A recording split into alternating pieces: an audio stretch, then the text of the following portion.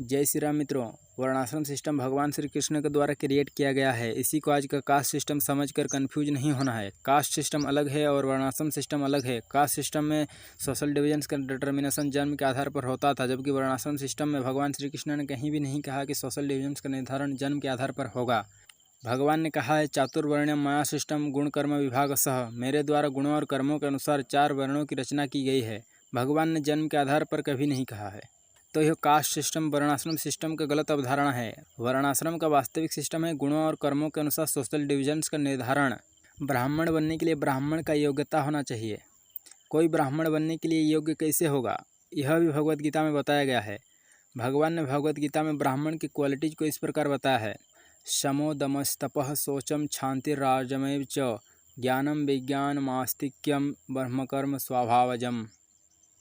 Peacefulness, self control, austerity, purity, tolerance, honesty, knowledge, wisdom and religiousness, ये सभी ब्राह्मण के गुण हैं। इसलिए जो ब्राह्मण बनना चाहता है वो इन क्वालिटीज़ को एक्वायर करने के लिए एजुकेटेड होना चाहिए। केवल कास्ट सिस्टम को समाप्त कर देना ही पर्याप्त नहीं है, बल्कि वर्णाश्रम सिस्टम का पालन भी करना है। इसके अलावा लोगों को सिखाने के लिए एजुकेशनल सेंटर्स भी खोले जाने चाहिए कि वास्तविक ब्राह्मण कैसे बने, वास्तविक क्षत्रिय कैसे बने।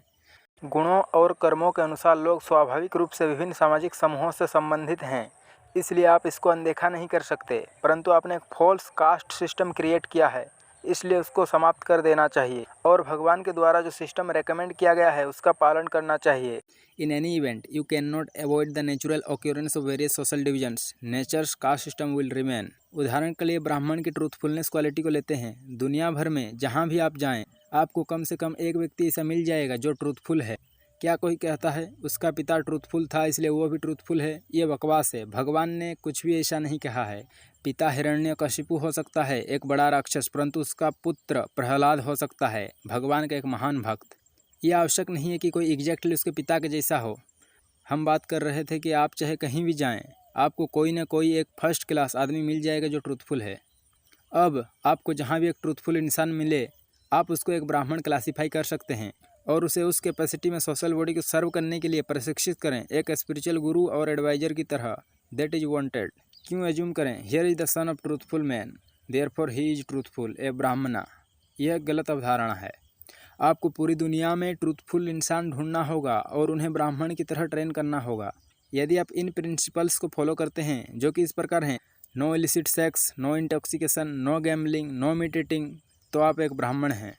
आप ट्रूथफुल लोगों की श्रेणी को समाप्त नहीं कर सकते। यदि आप करना चाहें भी तो आपको हर जगह एक ट्रूथफुल इंसान मिल जाएगा, आपको केवल उन्हें प्रशिक्षित करना होगा। इसलिए भगवान कहते हैं उनके क्वालिटीज और वर्क के अनुसार आप कुछ लोगों को लें और उन्हें ब्राह्मण वर्ग में डाल दें, अन्यों को क्षत्रिय वर्ग में, फिर अन्यों को वैश्य वर्ग में, और जो बच रहे हैं उन्हें शूद्र वर्ग में डाल दें। आप इस सिस्टम को समाप्त नहीं कर सकते। That is a false attempt. Natural system एक व्यक्ति को अपने आंतरिक गुणों और कार्यों के अनुसार एक विशेष कर्तव्य के लिए प्रशिक्षित करना है, और लोगों को अपने गुणों और प्रवृत्ति के अनुसार वर्गीकृत कर प्रशिक्षित करने से क्या लाभ होगा? लाभ यह होगा कि पूरा सोशल बॉडी हारमोनियसली कार्य करेगा। The social body must have a brain and arms and belly and legs to be complete. यहाँ पर ब्राह्मण को मस्तिष्क से, क्षत्रिय को हाथों से, वैश्य को पेट से और शूद्र को पैरों से दर्शाया गया है। यहाँ ऊंच नीच या छुआछूत से कोई लेना देना नहीं है, इसको केवल समझने के लिए दर्शाया गया है। क्योंकि ब्राह्मण पढ़ाई लिखाई वाले कार्य करते हैं, शिक्षा देने का कार्य करते हैं, इसलिए उन्हें मस्तिष्क से। क्षत्रिय बाहुबल के प्रतीक हैं, इसलिए उन्हें भुजाओं से। वैश्य व्यापार, कृषि और गोपालन करते हैं, अर्थात पेट भरने का कार्य करते हैं, इसलिए पेट से। और शूद्र इन तीनों वर्गों के लोगों का सेवा करते हैं, अर्थात उनके लिए घर बनाना हो, बर्तन बनाना हो, कपड़ा आदि इस तरह के कार्य करते हैं, इसलिए चरणों से दर्शाया गया है, क्योंकि चरण सेवा का प्रतीक हैं। समाज में सबकी अपनी अपनी भूमिका है। समाज में अगर इनमें से एक ना हो तो समाज नहीं चल पाएगा। ब्राह्मण शिक्षा देते हैं, क्षत्रिय रक्षा करते हैं, वैश्य व्यापार करते हैं और शूद्र सेवा अर्थात घर, बर्तन, कपड़ा आदि बनाना। यदि कोई ब्रेन नहीं होगा, कोई हेड नहीं होगा, तो फिर इन आर्म्स, लेग्स और बेली का क्या उपयोग है? It is all dead. इसलिए यदि मानव समाज में कोई लर्न, ट्रूथफुल और ऑनेस्ट लोगों का वर्ग नहीं है, ब्राह्मण की योग्यता वाले लोग नहीं हैं, तो समाज बर्बाद हो जाएगा। यही कारण है कि लोग उलझन में हैं। आज लगभग हर किसी को एक शूद्र, एक मजदूर बनने के लिए प्रशिक्षित किया जाता है। Go to the factory, that's all. Factory जाओ और पैसा कमाओ। और जब एक व्यक्ति को पैसा मिल जाता है तो वह तुरंत शराब खरीद लेता है। इसलिए यदि आप समाज को क्लासलेस बनाने का प्रयास करते हैं तो आप ऐसे बेकार लोगों का निर्माण करेंगे जो सोशल बॉडी को डिस्टर्ब करते हैं। आप समाज को क्लासलेस नहीं बना सकते। यदि आप इसको क्लासलेस बनाने का प्रयास करेंगे तो स्वाभाविक रूप से सारे लोग शूद्र होंगे, चौथे वर्ग के लोग या इससे भी बुरा। परंतु क्या सभी लोग अलग अलग सामाजिक वर्गीकरण से संबंधित होने के बावजूद धर्म में बराबर रुचि लेंगे?